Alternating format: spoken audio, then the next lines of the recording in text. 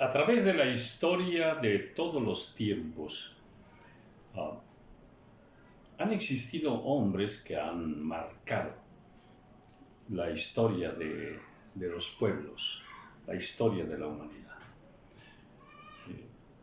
en todos los ámbitos de la vida humana. Hombres, por ejemplo, con una gran sabiduría humana,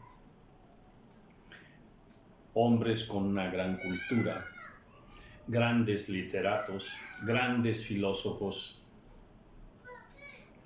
grandes científicos, deportistas, artistas, novelistas.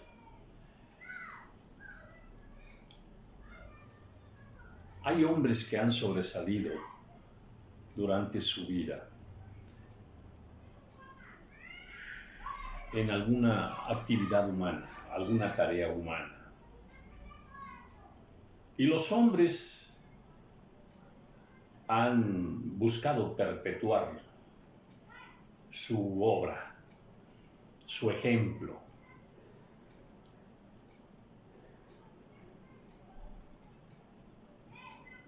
Y se les tiene por los grandes hombres de la humanidad, los grandes pensadores, los grandes sabios de toda la humanidad. Y hay un consenso mundial, hombres de todos los pueblos que de alguna manera brillaron,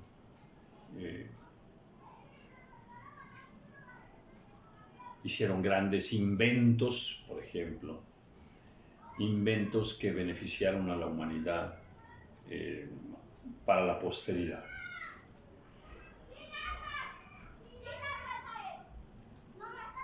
Y todos ellos son los grandes que siempre serán recordados y que indiscutiblemente la obra que hicieron, aquello que dejaron, permanece hasta el día de hoy. Porque aquello que hicieron alcanzó los niveles nunca vistos. Deportistas, por ejemplo, también. Grandes actores del cine. Grandes músicos, grandes cantantes. Y cada uno en su faceta alcanzó la supremacía. Desarrolló aquello a los más grandes niveles que se conocen.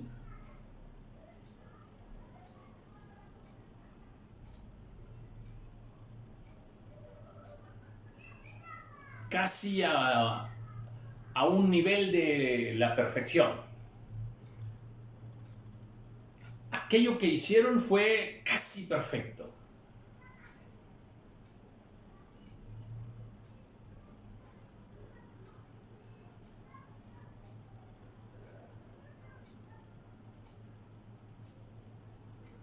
Y dejando allí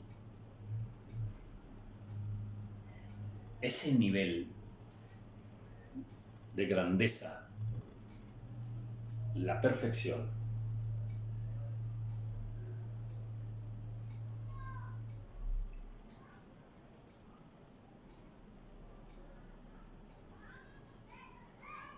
podemos nosotros encontrar en Jesús la perfección en todo. Jesús representa la perfección en todo. Y cuando digo todo, no me estoy refiriendo a las actividades humanas, lo que los hombres tienen por necesario para la vida humana, hablando en términos científicos, industriales, artísticos, culturales. No me refiero a eso. Jesús es el único hombre perfecto que ha pisado esta tierra.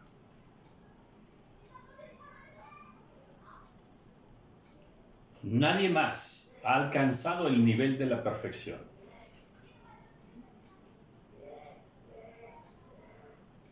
La perfección del Señor es desde el punto de vista espiritual. La perfección del Señor es como Dios lo dice en su palabra. Las virtudes de nuestro Señor Jesucristo son las que verdaderamente Dios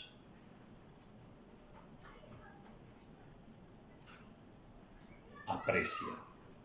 Las virtudes que Dios aprecia. Porque por un lado usted pueda tener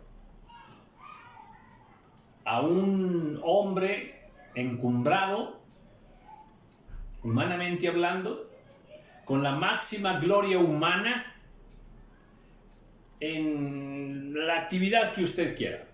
El más grande de todos, bien. Pero eso es para los hombres. Y quizá ese hombre, si ya vamos a su vida y lo encontramos soberbio, ladrón, mentiroso, adúltero, delante de Dios no tiene ninguna calificación que lo apruebe. Delante de los hombres tiene muchas estrellas, brilla, mas delante de Dios no es nadie, no es nada. Porque las actividades que él realizó para los hombres fueron maravillosas, pero delante de Dios no tienen ningún valor. Delante de los hombres fue premiado, enaltecido, pero delante de Dios ni siquiera entrará al reino de Dios. Jesús es la perfección en todo. Su vida es la vida perfecta. Grandes eminencias del mundo agradaron a los hombres, mas no agradaron a Dios. Muchas veces los ves como ateos.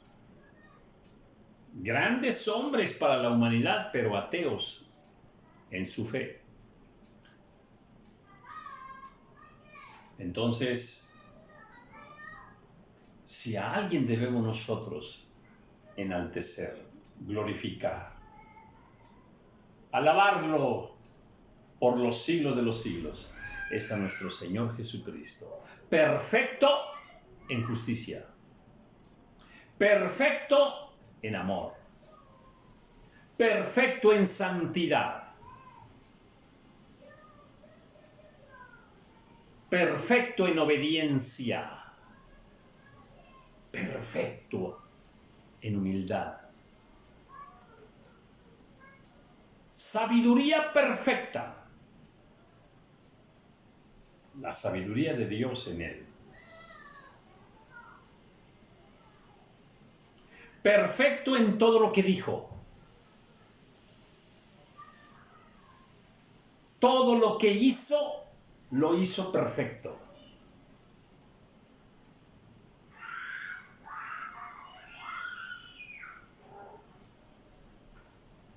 Es bueno que nos asomemos a ese enfoque de perfección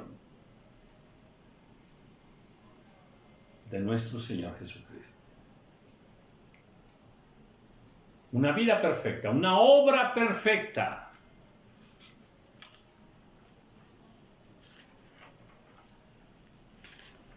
Él es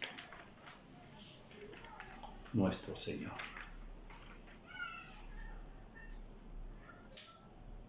Estamos viendo en el libro de Marcos esa obra tan maravillosa que el Señor, cómo culmina su obra, derramando su sangre por amor.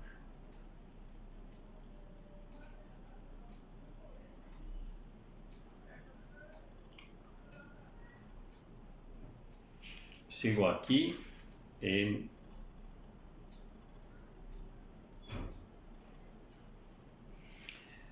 el libro de Marcos y voy a cerrar el capítulo 16. Cuando pasó el día de reposo, María Magdalena, María la madre de Jacobo y Salomé compraron especies aromáticas para ir a ungirle. Y muy de mañana, el primer día de la semana, vinieron al sepulcro ya salido el sol, pero decían entre sí: ¿quién nos removerá la piedra de la entrada del sepulcro?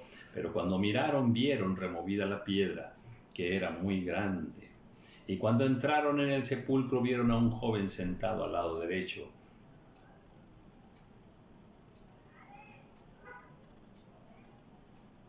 cubierto de una larga ropa blanca, y se espantaron.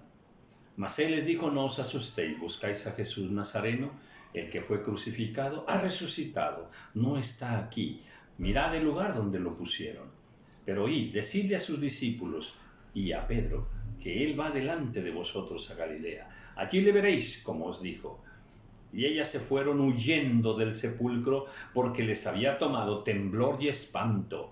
Ni decían nada a nadie porque tenían miedo. Bueno, de espanto, temblando.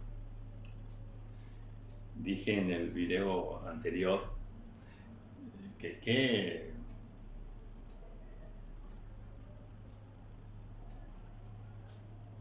impactante era todo eso.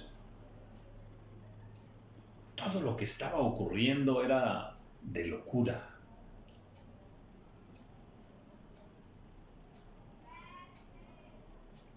Ahora, aquí yo quiero hacer una referencia que más adelante la voy a subrayar, porque vemos aquí el actuar de estas mujeres y estos versículos que están aquí nos refieren cuál es una reacción femenina.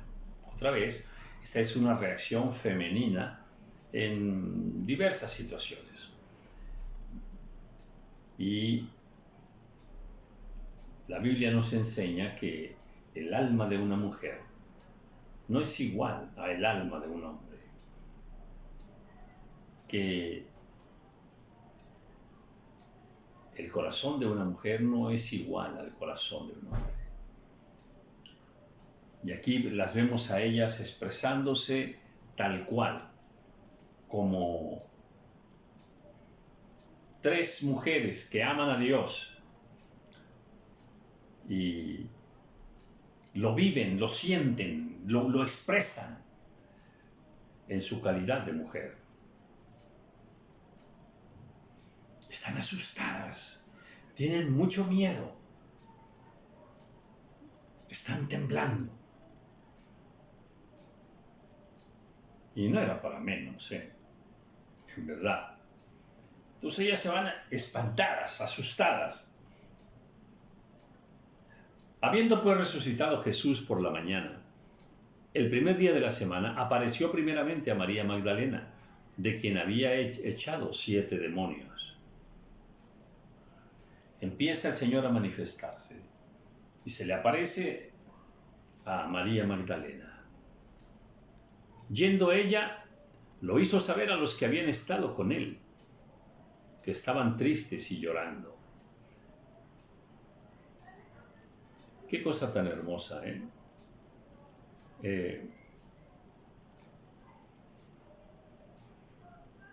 Todos estos acontecimientos que están aquí, para entenderlos muy bien, es necesario hacer una cuadratura de los 4 evangelios. Definitivamente que sí. Porque según la información que nos da un evangelio y otro evangelio, ocurren aquí muchas cosas. Y para tratar de entender la secuencia perfecta de cómo fue, qué pasó primero, qué pasó después, es muy importante para un estudio ya más completo y más, sí, profundo. Sí, tiene que hacerse una armonía de los 4 evangelios. ¿Qué pasó? ¿Qué dijo? ¿Con quién estaba? ¿A dónde fue? ¿Qué día era? ¿En la mañana? ¿En la tarde? En fin, todo. Hay que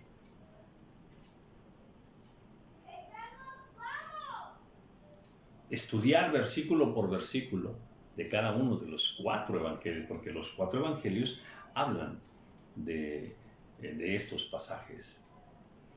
Yendo ella lo hizo saber a los que habían estado con él, que estaban tristes y llorando. Ahí tenemos la expresión masculina. ¿Cómo están? Tristes. Están llorando. Sí, el sentimiento de aquellos hombres, ahí está, impactando sus vidas. ¿De dónde la tristeza? ¿De dónde el llorar?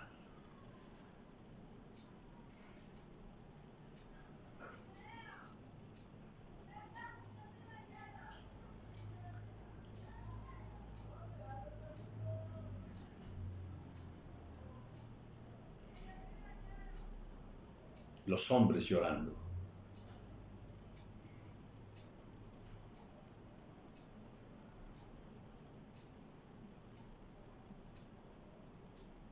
Qué importante es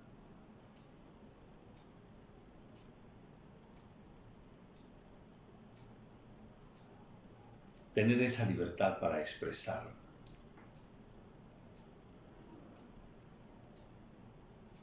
nuestro sentimiento. Se vale llorar. Se vale llorar.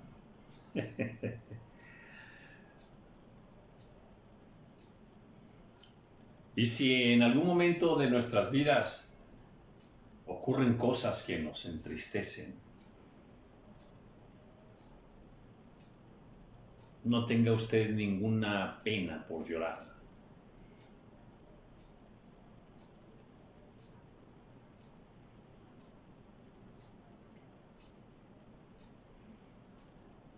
Muchas cosas ocurren que nos causan tristeza. Lo que sí tenemos que entender es que no podemos quedarnos allí sentados llenos de la tristeza. Estamos hablando de situaciones que nos causan tristeza temporal. Porque la perfecta voluntad de Dios es que estemos gozosos, no tristes. Pero sí, el Señor Jesús también estuvo triste. Aquí vemos a los discípulos tristes y llorando. Ellos cuando oyeron que vivía y que había sido visto por ella, no le creyeron. Esto también es muy hermoso y es digno de al menos meditarlo un poco, ¿eh? No lo creyeron. Y esto de no lo creyeron, en verdad, es muy importante, porque nos refleja una condición. Los que habían caminado con Jesús, Los que habían escuchado que Jesús dijo, les había dicho a ellos, me van a matar, pero voy a resucitar.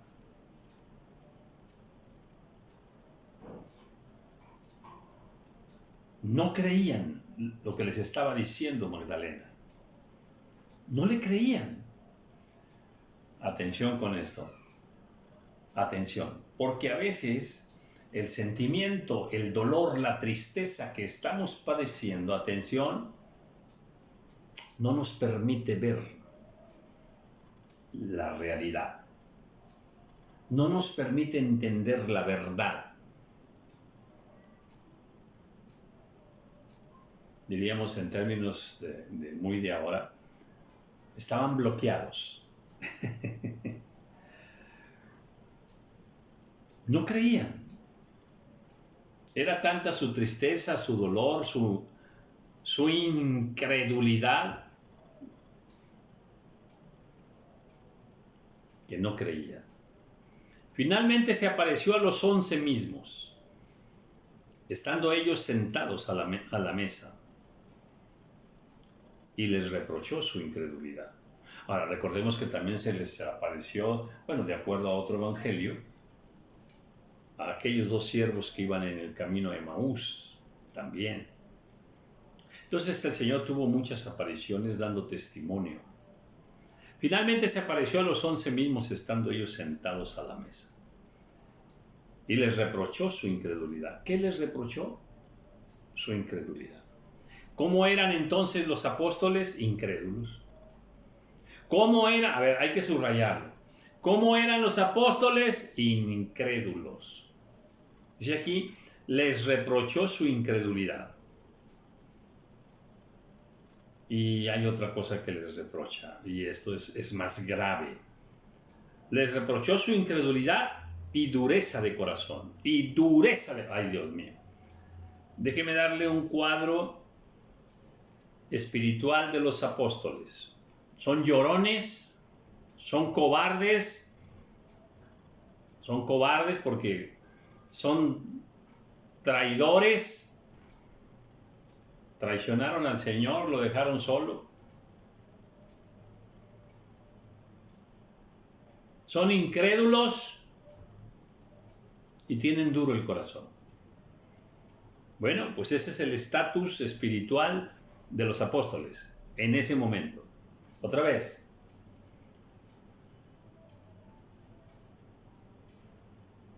Son incrédulos. Tienen duro el corazón. Son traidores.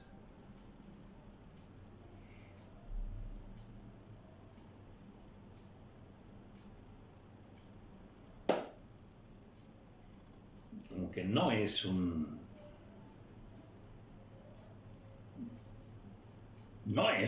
cuadro así de hombres perfectos espiritualmente hablando, ¿no? Es el equipo del Señor Jesús. Pero esa era su condición. No eran supermanes. O sea, aquí diríamos, ¿y dónde está la fe? Y les pasó también en la barca, ¿eh? El Señor ahí les dijo, ¿dónde está vuestra fe? O sea, uy, Dios mío. Uy, Dios mío. Hombres con muy poquita fe. Llevaban 3 años y medio con el Señor Jesús.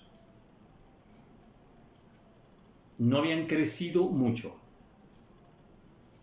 No habían crecido mucho. Hombres de poquita fe, con mucha incredulidad, duros de corazón. Uy, qué cuadro. Y les reprochó su incredulidad y dureza de corazón, porque no habían creído a los que le habían visto resucitado.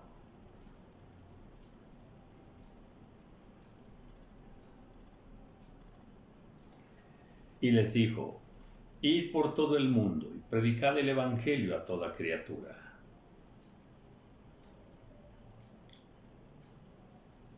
El que creyere y fuere bautizado será salvo, mas el que no creyere será condenado. Ya aquí a mí me deja en shock estas primeras palabras: id por todo el mundo y predicad el evangelio a toda criatura. Bueno, eso a mí me deja en shock. Así, me deja, no lo puedo asimilar. Acaba de regañarlos y de reclamarles su falta de fe, por qué son incrédulos, por qué no creyeron,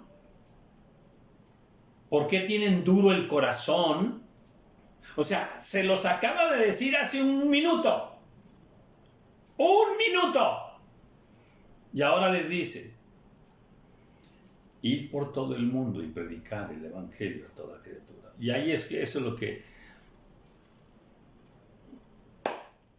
agradezco al Señor que lo haya dicho así. Porque está enviando a predicar el evangelio, a llevar las buenas nuevas a estos apóstoles con calificación de reprobados espiritualmente, a esta bola de imperfectos, a esta bola de incrédulos, a ellos. No les dijo: vayan a tomar un curso espiritual, vayan a un campamento, entren en ayuno y oración. No, les dijo: así como están de incrédulos, de poca fe, de corazón, así me sirven. Vayan y prediquen el evangelio. No sé si eso te diga algo a ti. Así como eres de mal esposo, así como eres de sierva criticona y murmuradora, así como pecadores, id y predicad el evangelio a toda criatura. Vayan y prediquen, no es vayan y convenzan, no. Y estas señales seguirán a los que creen. En mi nombre echarán fuera demonios, hablarán nuevas lenguas, tomarán en las manos serpientes, y si bebieren cosa mortífera no les hará daño. Sobre los enfermos pondrán sus manos y sanarán. Mire, nosotros lo hemos hecho al revés.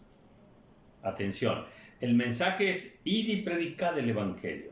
El mensaje es llevar la orden del Señor es vayan y prediquen el evangelio. Y nosotros, y luego dice, y oren por los enfermos y van a sanar. ¿Ok? Y nosotros lo hacemos al revés.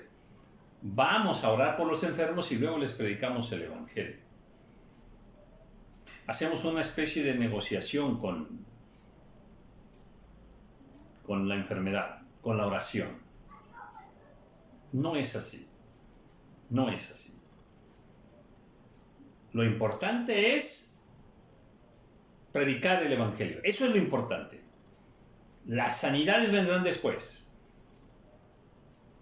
Y nosotros hemos invertido el orden. De ahí que vamos al hospital ¿a qué? A orar por los enfermos. Y ya estando ahí, pues ahí ya les predicamos. No es así. Dios no nos envió a orar por los enfermos. Nos envió a predicar el evangelio. Y si en el camino, pues, encontramos esas necesidades, hagámoslo. Hagámoslo. Y hacemos campañas de sanidades.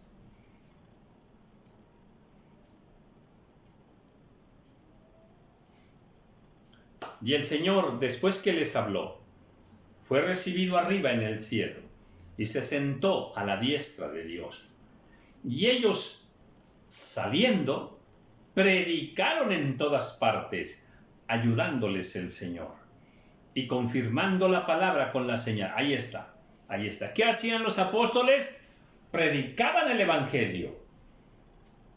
Y las señales venían después, confirmaban, dice, ayudándoles el Señor y confirmando la palabra con las señales que la seguían. Amén.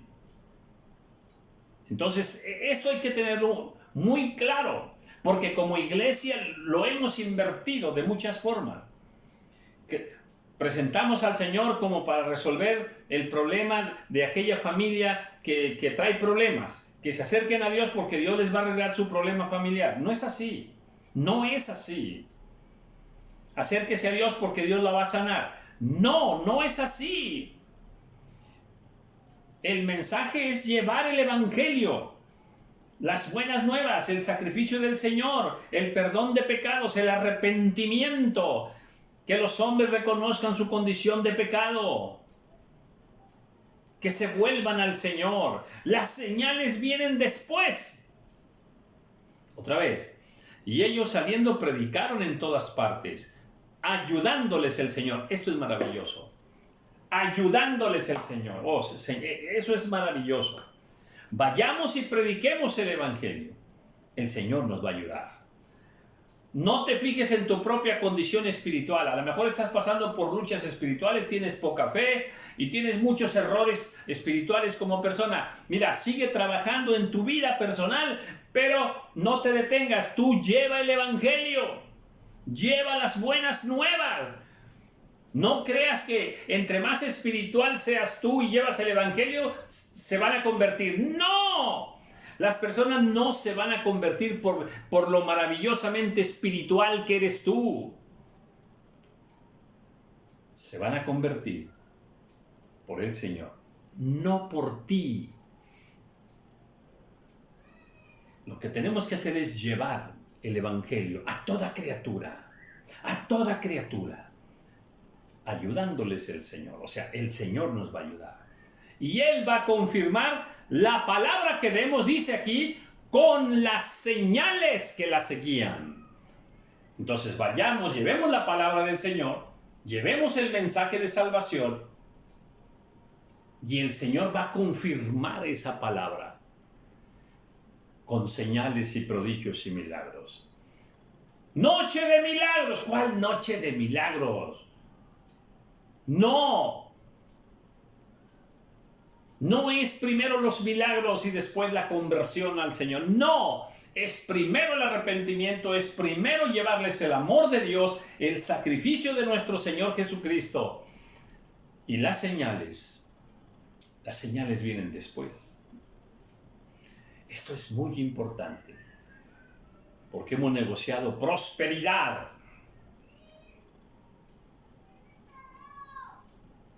a cambio de salvación. No, prosperidad no es primero. Primero es la salvación de las almas, el arrepentimiento, el reconocer la condición de pecado delante de Dios, el volverme a Dios. Ese es el mensaje que tenemos que llevar. Amén. Amados hermanos, le doy gracias al Señor porque en su misericordia me ha permitido terminar aquí hoy este libro de Marcos, que yo espero que edifique su vida, que le sea de bendición a su vida y que después de esto usted ame más al Señor, haya aumentado más su fe y el propósito de servir al Señor. Amén. Muchas bendiciones.